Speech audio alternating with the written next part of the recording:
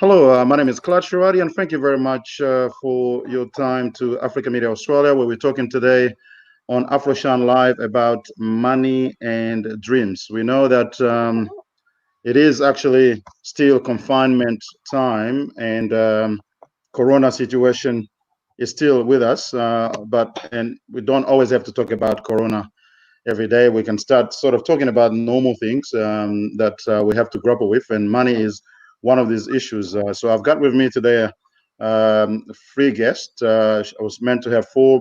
One is not available. Hopefully they may join us later, and I will introduce them to you. Actually, I'm just going to ask them to introduce themselves, and they are all expert in the finance field, and we're going to talk about money and dreams. So I will start with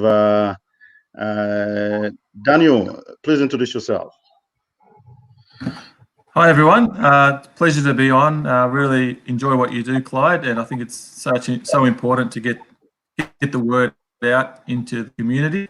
And yeah, you're doing a great job. So just briefly, I've been working up until January as a financial planner for 17 years with one of the big four banks, and was made redundant with a lot of the cuts. So I'm moving into the financial counselling field, which is more community-based, and also setting up my financial coaching business on the side. So yeah, I'm Thanks very much, transition Daniel. phase at the moment. That's good. We'll go to David. David, please introduce yourself. Yeah, hi everybody. I'm David. I'm currently a semi-retired mortgage broker, but I have a bit of experience behind me and have lived the dream. I have worked in a bank. I owned a car dealership for 21 years, Ford, Nissan, Subaru and Suzuki. And I built all of this around chasing my dream, which was an Aussie rules footballer. All right. Thanks very much for that. David, Deji, please introduce yourself. Yes, my name is Deji Yola. I'm a mortgage broker. I run a small business called Adept Finance Consulting based out in Point Cook. So we're a full-service mortgage broking firm. I'm a chartered accountant previously in a previous life, and I've also worked for ANZ for about 4 or 5 years in banking. So yeah, before running my mortgage broking business. So I've been basically in the finance game for at least 15 odd years.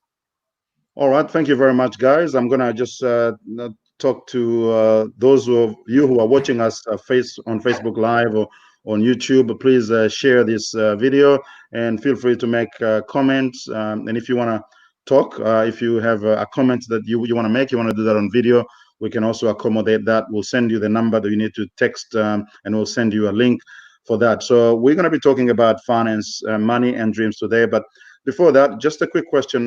Right now with this Corona situation, there's a little bit of money going around from the government. Where is the money? Can any of the three of you tell me? Obviously, we know there's the job keeper option for those who are sole trader running, having some deficit in their business. There's also some grant. Does anyone? I'm sure people out there will want to know if there's any money that they can get advantage of, especially those in the business sector. Anybody wants to take that?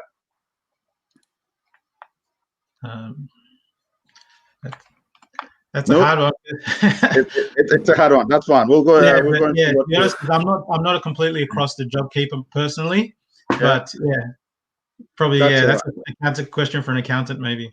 Definitely an accountant question, that one. I mean, clearly as a mortgage broker, we have the opportunity to offer our clients a suspended payment term and help them out with maybe getting an increased overdraft, lots of different things. But this is the government subsidies. They need to speak to their accountant. To their accountant. No problem. All right. Let's go into it. Now, we live in a capitalist society, and money is very important. Does the society educate and prepare people adequately to handle money?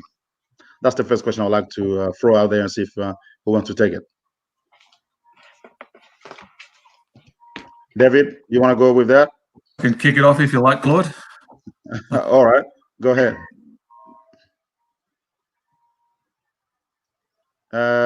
David, you want to go for it? Yep. Okay. Who wants to go for the question? Well, you said adequately. There is enough education. It's slowly coming into the curriculum a little bit more these days. But the fact of the matter is there's too many haves and have-nots, and clearly understanding what you do with the money you earn needs to be a lot more focus. But our gentleman who's the financial planner would probably have more to add to that. Okay. Deji, you want to comment on that? Look, do you want me to go, Clyde? Yes, go ahead. Yeah, I'll definitely say, yeah, like society definitely doesn't educate people enough or prepare people enough to handle money. This society, I personally see money is a tool, and there's some people who are able to use it better than others. So I personally see it as a tool, and a lot of people who don't, don't really understand how to use money per se. You can get emotional with it, but there's those people who actually use it in the right way, whether it's to buy assets as opposed to buying liabilities. So, it's about education and also trying to educate yourself. But I agree with what David says. There's definitely a big gap between the haves and have-nots. And unfortunately, the haves, they understand how to use money better than the have-nots. Okay. Daniel. Yeah, what would you like to say about that? There's a basic financial literacy stream in the Victorian curriculum, but it's within the maths, which is better than when I went to school. There was absolutely nothing 20 odd years ago when I was at school. So at least they're starting to look at that. But still, does society educate and prepare people? Society doesn't. It basically encourages people to spend money now, buy later. So it's really up to the individual. It's up to yourself. You have to do your own research to find someone to teach you how to. You have to go to the library, buy books yourself, because no one's jumping out there trying to offer you ways of saving money. It's the opposite. They want you to spend their money and with them. Absolutely. Now, and the funny thing is, I suppose if we look at what's the best way to deliver financial literacy education, when you do that with school kids, well, you can teach them a lot of theory, but they're too young to have any, serious money to handle. And then for adults who making money, earning money, by the time they do that, they may have already some bad habits in handling money that it's very difficult to get rid of. So how do you address that, David? Sorry, I didn't quite get the end of the question. I'm saying, how do you, what's the best way to deliver financial literacy education, given that if you teach school kids these sort of things, they can get a lot of theory, but they can't really practice much because they don't have much money. And for grown-ups, when they start getting, by the time they are already mature, they start getting serious money, but they've already developed habits that may not necessarily be the best in terms of managing money effectively. So what's the best way to deliver financial literacy? Well, it certainly has to be brought into the curriculum, but as a gentleman mentioned earlier, we live in a capitalist society, and our economy is based on spending. And if we don't spend, we don't earn. So the government will shelter themselves and protect the economy by encouraging people to get out there, and that's what's happening right now. They want people to go out and spend. And what people need to understand is they have to start thinking about living within their means, and the dream is bigger than the dollar. If somebody pursues their dream, the money will be a byproduct. But if you chase money, you'll only end up going down a nightmare, not a dream. All right, let me welcome Ritesh, who is with us tonight. Ritesh, can you hear me? No, he's still. Yes, I can. Can everybody hear me? Yeah, we can hear you. Can hear you quite well. How are you tonight? Thank you for joining us. Thank you for having me, Clyde. It's very kind of you, and I'm no worries. glad to just be introduce glad yourself to a be little here. bit so our audiences know who you are and what you do. Certainly, Clyde. So my name is Ritesh, of course. I have a business called One Touch Finance Solution. I've started working in banking since 2003. So I've spent significant, about 15 years in banking, and then thought of starting my own business. I've got a team of 11 lenders. They work for me. and we have also partnership with like real estate and development and um, like on the side by side like financial planning and so forth as well. So That's good. look, absolutely love what I do. Love my numbers. Love commercial transactions and so forth as well. So that's me All basically. right. Thank you very much. Now, we were talking earlier, just quickly, maybe for a minute, we were talking earlier about the need for financial literacy within the community Certainly. broadly. And Correct. maybe you can give us your perspective on what's the best way to deliver financial literacy for the community, especially the migrant communities who may be coming from a different sort of settings. They get into Australia. It's a capitalistic society, market-driven, competitive, and money is important. How do you equip people to be able to handle money well? I guess look, it's actually it's a really interesting topic, of course, Clyde, and it is a very useful thing that like I actually remember the days when I actually landed in Australia in year 2000. I had a very limited understanding. I mean, about the banks and everything else. Like what am I going to do with the money? How am I going to access like my cash and this and that and whatnot? So I guess like if this transact, I mean, if financial literacy, if we can actually like divide that divide that into like two pieces. One basically pre coming to Australia, how like just having a basic understanding of like what finance industry or banks they look like in Australia, how what the like I mean the basic fundamentals they remain exactly the same, but like what how do they basically like operate, like how easy it is to basically like open an account, like having access to your cash, this and that. Because for me, even like having my first debit card, I was super excited because I never had that kind of like facility when I was basically growing up in India.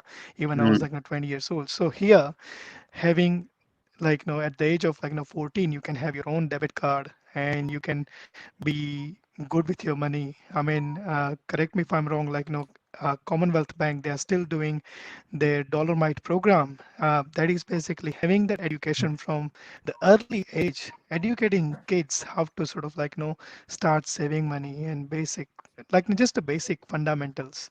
okay. um, so yeah, look, I mean that if something like that can be basic, even if it is just a one pager brochure before anybody come to Australia, it can be provided to them, um, and they can reach out to any specialist for the questions or anything like that, of course. That's So that's good, Ritesh. yeah, That's that's good. my view.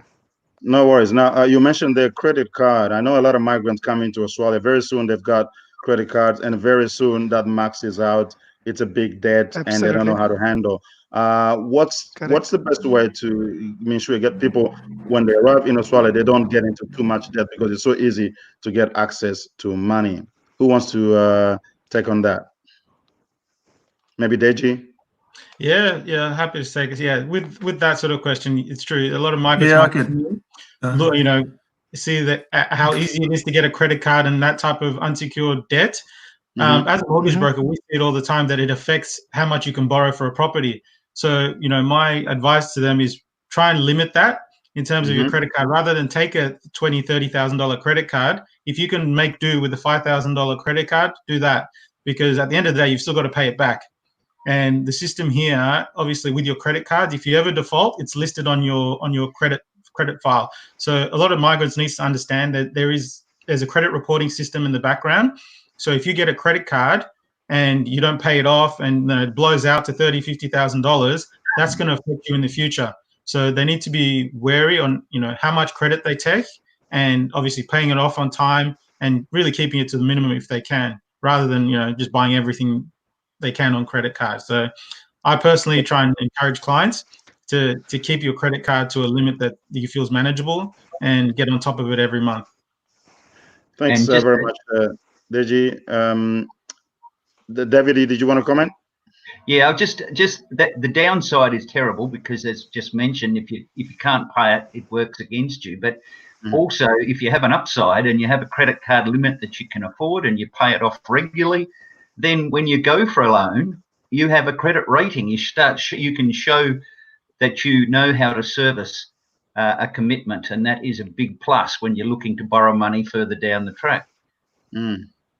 That's good. Now, how do Great. people prepare themselves to be able to not only obtain money credit that is useful credit such as buying a home or getting money for business and all that sort of thing. We know that the Australian dream is pretty much just like the American dream. Get a good job, buy a house or 2 or 3 if you can, start a business and make it big if you can. So what's the best way to help people to prepare for that sort of thing in the best possible way, financially speaking? Who wants to take on that? Yeah, I can Yeah, start look, if you want. Oh, sorry, go ahead. no, Yeah, that's go fine. ahead, That's fine. I Ritesh. mean, Yeah, look, thank you. yeah, go ahead. So look, I mean, basic parts. It is again like coming down to like education and like doing the right thing. So from step number one, understanding of like what impact your what impact your credit score, paying bills on time can actually make, whether you opening up bank account, having an electricity bill, gas bill, phone bills, when you are making that payments on time, um, how much important it is. If you are basically delaying that, now it's comprehensive credit reporting that can actually stuff up your credit rating. So again, having that education, again, that is that's a big key. Start building up your history with the bank.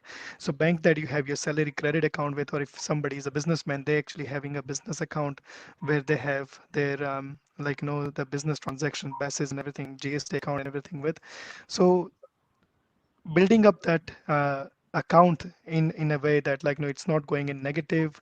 You are not basically giving your account numbers for all the direct debits. Once you have that kind of facility, then not leaving a lot of big surplus in the transaction account, which is basically spending account, and keeping it in the savings account. Importance of that, where else you can actually save money, how you can be more comprehensive, set up the goals, things like that. And all those basic steps, they will actually set it up clients for the success, and achieving that big dream of buying the first property, then second, and then importance of equity. So it's an ongoing journey of an education, I would say, rather than just basically one-stop shop. So keeping customers, or anyone they are in need, in a loop, and informed. That Okay, would be my view. thanks, Ritesh. Daniel, you were going to say something about that? If you want to, like you mentioned, buy a house, or start a business, or go for your dream, it comes down to simply just spending less than you earn, which is, it's so simple, but that's, in my mind, it's the absolute key. Because if you can spend less than you earn, then that, using that extra savings, then that goes into setting up an emergency buffer. It goes to paying off all of the debts that you might have. It goes into saving up a deposit, so that our other gentleman here can can see that you've got a deposit. And then it goes to being able to pay off your house quicker, and it goes to be able to save and invest for the future. So that the number one key for me is spend less than you earn, having that gap, and always maintaining that gap. That's good. So Now, especially these days, yeah, that's good. I read a book once. It's called "The Rich Man in Babylon." especially these days, like if you've got it, Go ahead. If you want to finish, Daniel. Did you finish? Still with me? Can you hear me? No, that's just one is like, Okay. yes, I can. No worries. So I was saying that I read a book, "The Rich Man in Babylon," which is about education and managing money and building wealth. And some of the key principles in the book is pay yourself first, live below your means so that you can save and put your money to work, and get competent financial advice from people who are doing it. What would be your comment on this? Do you think that's valuable financial advice, or things have evolved? Because this book is quite old, but I wanted to have your view. How would you advise someone who comes to want to be able to, who comes to you and ask you how they can improve their financial management? Yeah, well, that's the key. I think that book was written in 1926. Yeah. And it's nearly 100 years old, but the content is 100% spot on for today. It's as relevant as it was nearly 100 years ago. So because there's no other way around it. You might be able to borrow some money and invest it in Bitcoin and become an overnight millionaire, but the chances are not very high. And you're in it. You want to be in it for the long term. So those classic old finance books are probably the you need to get into, because the principles haven't changed all these years. All right, now let me get into investment now, because you can make money, you need to save money, and you need to invest money. What's the best way to build wealth, especially for migrant communities who obviously when they arrive to Australia, they still need time to adjust with the whole system. But what's the best way that you could advise them to start making money and climbing that social ladder, rather than just make money to pay bills and survive on that? Who would like to take that? Well, I can just throw two bobs worth here, because I agree with what Daniel said, that you've got to live below what you're earning, and so you've got a savings. But the secret to that is get your money to work for you. I've always believed, I've never ever had large amounts of money in a savings account, because when it gets to a certain amount, you do something with it and you don't see it. And that can be as simple as giving it to a stockbroker firm that will invest on your behalf. And there are great companies out there that spread the risk. Like there's a company called Australian Foundation Investments. I put my children's child endowment through that, and when they turned 18, they ended up getting checks of $18,000-$20,000.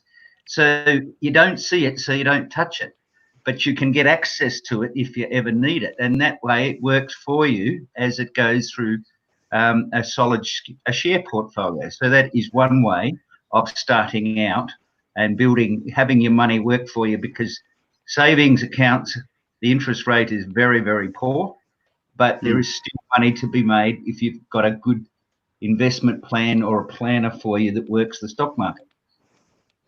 All right, Ritesh, you are in the real estate field, and that's a field that has always been a very good investment vehicle.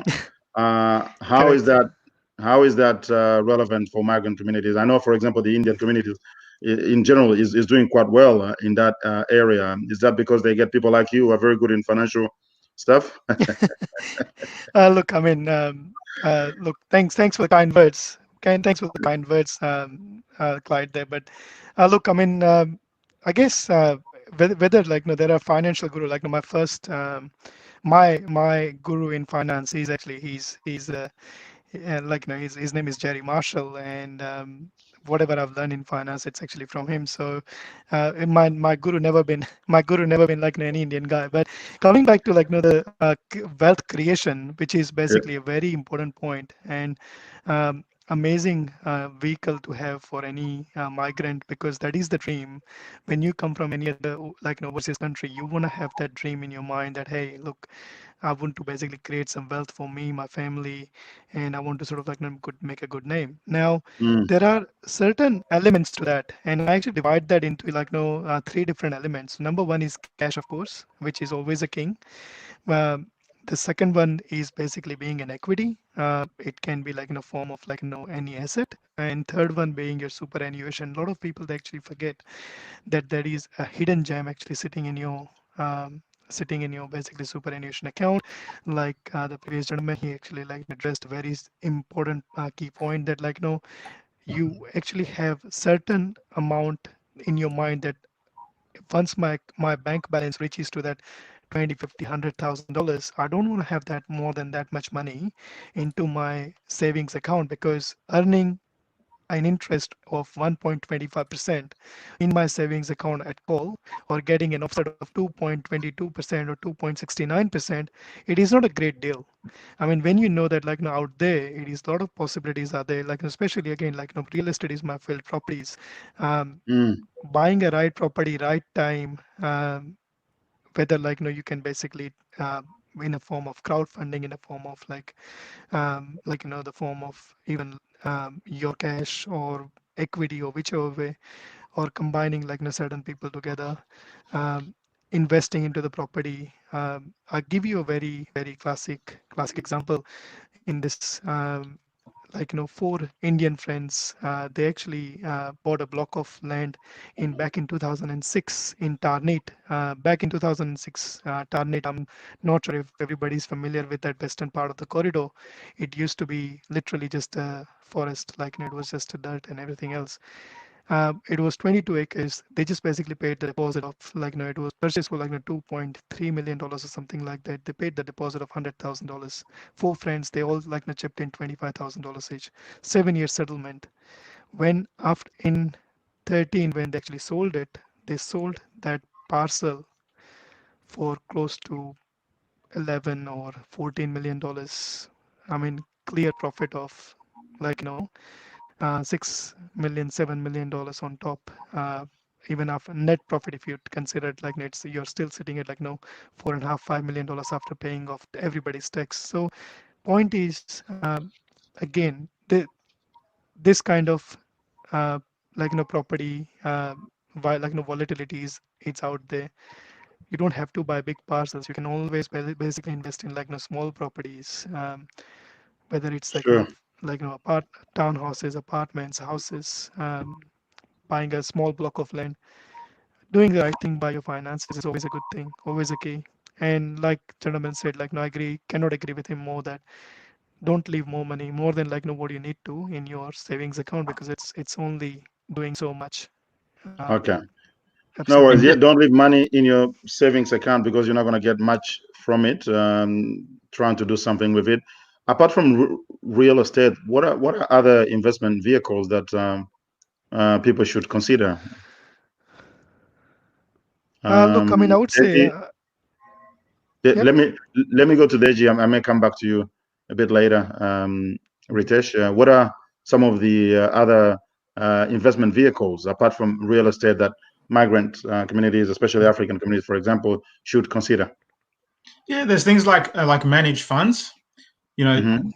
There's I guess some people who are experts in that field, and you give them a certain amount of money and they can manage it for you. But the good thing with managed funds, you actually got to do a bit of homework about the fund manager and actually know what their investment plan is. So there is that avenue. So yeah, managed funds is another one. Some people actually can buy in the stock market themselves, especially now, with things going down, there might be some good gems to have. But with the stock market, you've got to know your stuff. You've got to do a lot of research and, know what you're investing in. So there's, apart from real estate, as I said, there's the stock market, there's managed funds as well.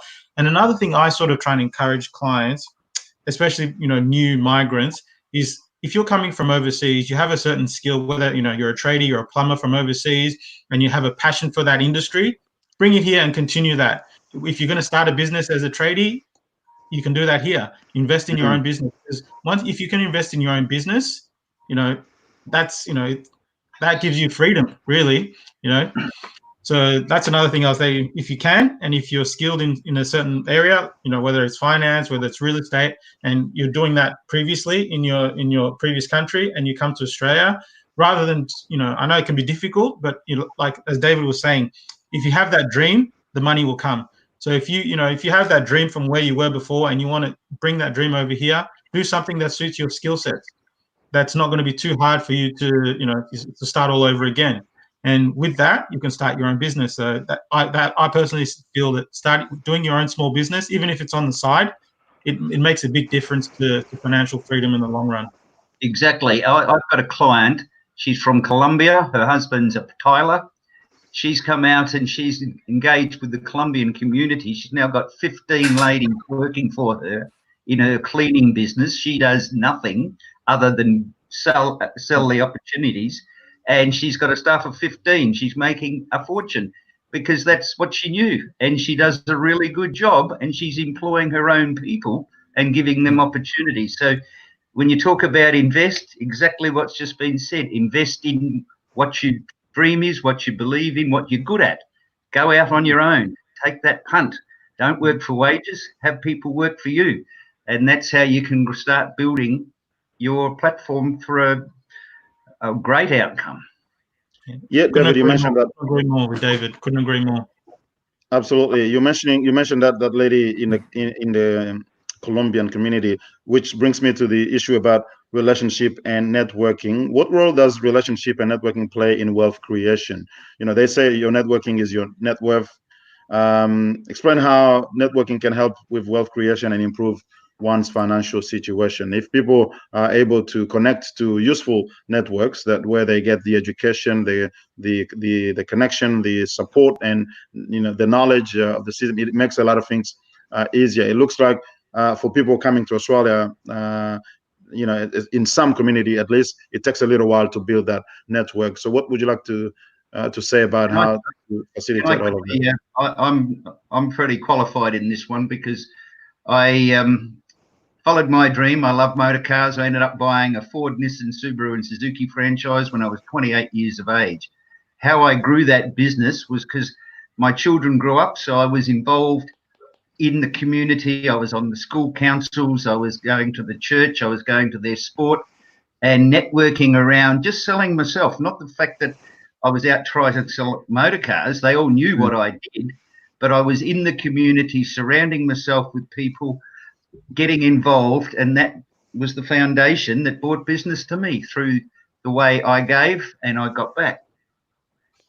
All right. Anybody wants to add anything there, Daniel?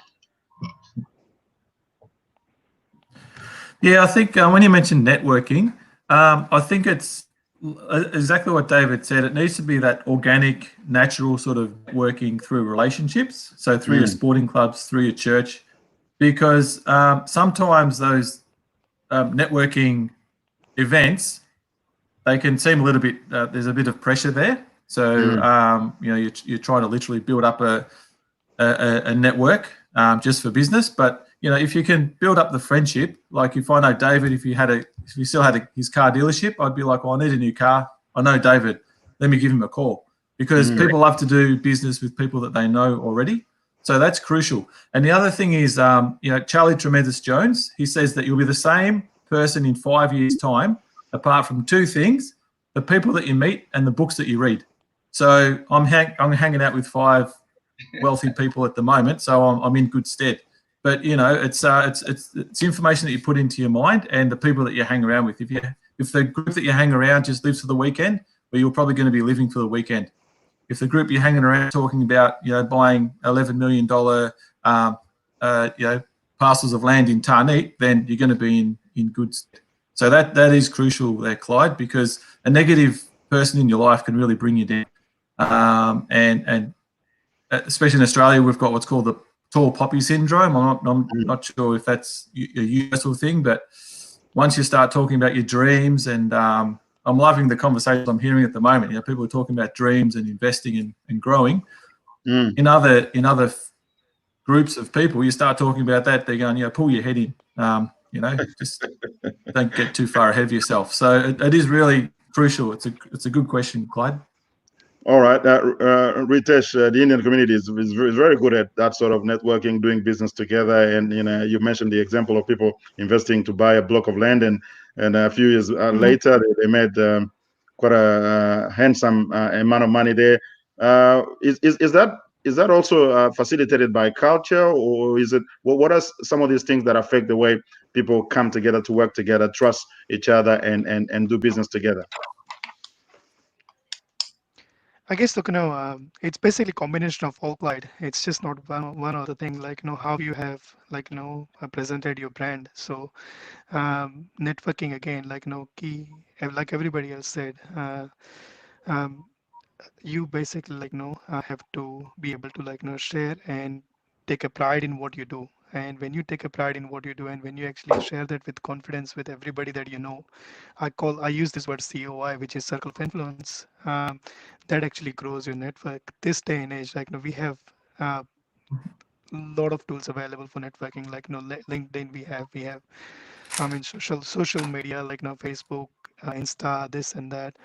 You can actually spread your brand, and you can be a brand very quickly. But at the same time, like, it can actually work against you as well. So you have to be very, very careful that you always basically try and do the right thing by whoever basically comes to you. Yeah. And when you do that, your brand will be increased. Like Daniel said, that like people will actually recommend you, and when they recommend you, it actually it's a chain effect. I always Okay. hand over my 2 business cards, one for them and one for the people they actually for their friends and family. So if one person refers you to one person, that's extra business that you never had. Okay. So yeah. Good. Before we're going to wrap up very soon, we're kind of actually running a little bit over time, but I have Francis, who's I think he's got a question that he may want to ask, or maybe a comment. I'll bring them in. I'll bring him in very soon. Francis, can you hear us? Yes, I can hear you. All right. Would you like to say, we're kind of going to be wrapping up very soon, but do you have a comment or a question that you would like to ask, or comment you want to make? Oh my God. Not at this stage. Okay. Unfortunately, I missed, I was on the line trying to do Okay. some Yeah. crisis, crisis calls. No worries. So I know yeah. I know you work in the mental health industry, but you could perhaps give us a bit of an update on what's happening within the African community, because we're talking about coronavirus, and your organization and yourself help people in that sort of regard, and money is, I'm sure, part of that whole equation, where some people are having it tough because they've lost jobs and all that sort of thing. Would you be able to make us a small comment? I mean, a short comment? Yeah, well, obviously, this is a very challenging time for a whole lot of people, and people rely on, I guess, funds not just for the long term, but the short term. So Mm. at this point in time, people are really stressed. I'm actually starting to receive calls from a lot of my clients who I'm not currently engaged with, but they're calling me to provide them with some support. With the African community, what we've decided to do is to organize a telehealth. One of our biggest problems is that we don't seek help.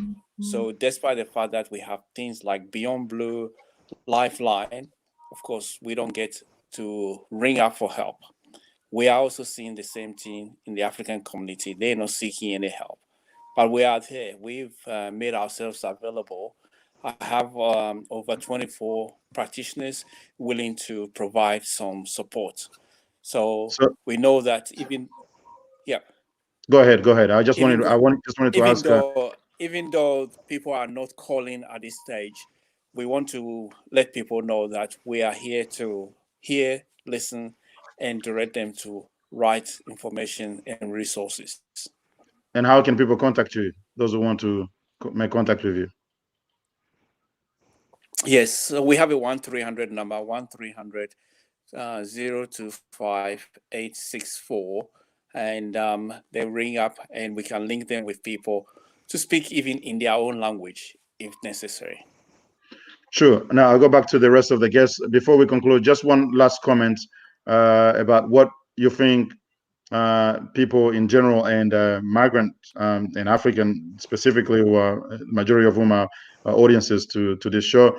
What would be your advice in the best way to handle money, especially in the post-corona situation, where we think things will be a little tough, at least for quite some time, and moving forward, what they should do to put themselves in a better situation financially in the way they manage and I suppose invest their money. We'll start with you, David. Well, I think we go back to the start and say, live your dream. If you really focus on something, and the harder you try, the more lucky you become. So follow your dream. There's still plenty to be had. I mean, 2020 was never going to be a fantastic year in this country anyway. We weren't going that well. And listening to the ANZ economist today, it won't take much to get back to where we were. It will take a long time before we really start firing in the tourism industry and so on, but there will still be opportunities there. 90% of the population is still working. They believe the unemployment will peak at about 9.7. So my advice, grab your dream, chase it, follow it, get people around you that enjoy it with you, and the money will come. Sure. All right, Deji, what will be your comment on that? Yeah, so yeah, agree with David as well, you know, in terms of following your dream. So that's a good place to start in terms of, you know, following your dream and following what you're good at, what your skill sets are. But another thing is education as well. That's a big piece, you know, reading and educating yourself. Like, you know, you mentioned that book, The Rich Man in Babylon. There's one that my father actually gave me when I was a little bit younger called Rich Dad, Poor Dad by Robert Kiyosaki. That's another really good book and really teaching you about, you know, investment.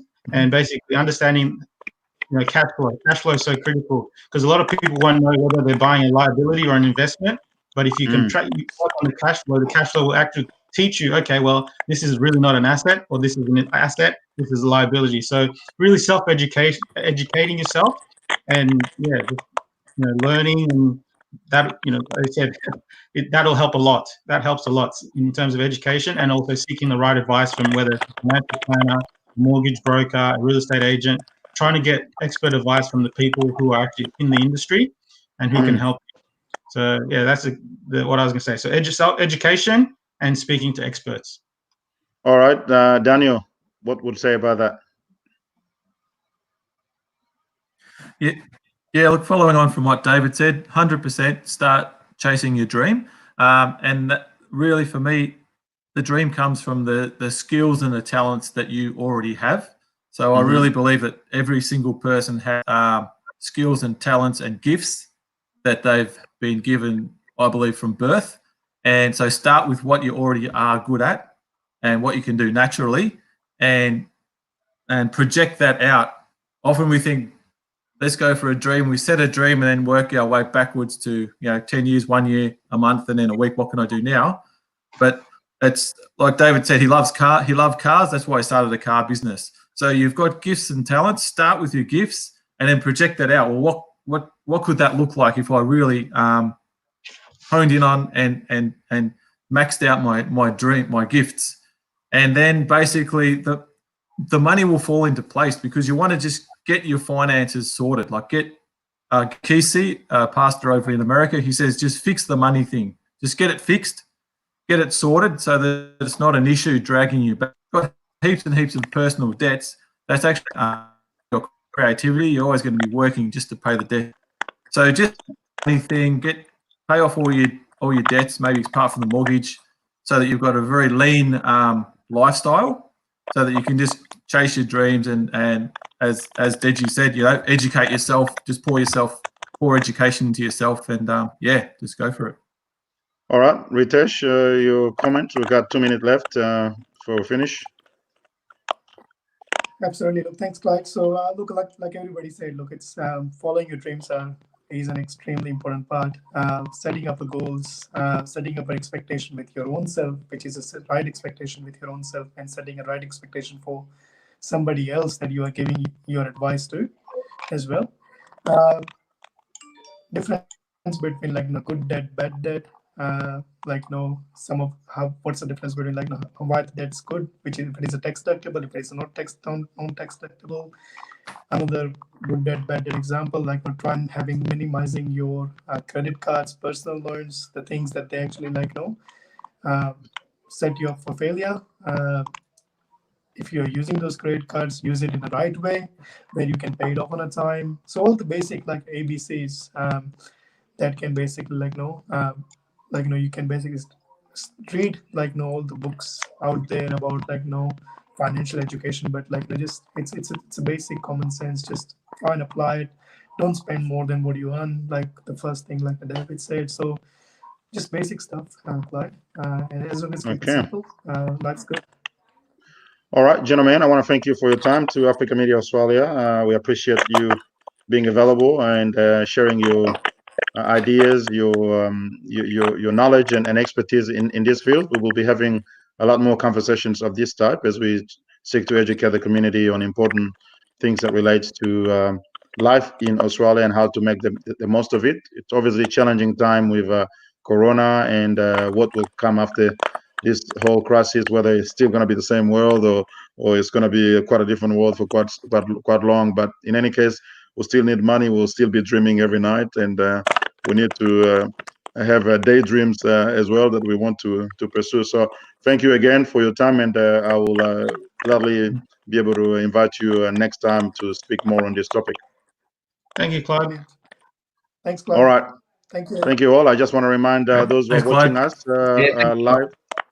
Yes, thank you. Those who are watching us live on Facebook, on YouTube, continue to share the video. If you have questions, feel free to ask them. You can also make suggestions on the sort of topic that you want to be addressed as we move forward. We'll be more than happy to also get you to comment live, just like Francis, who wasn't part of the panel, but he was able to come into the show and make a comment on video. We allow and facilitate that. So thank you very much and have a good night.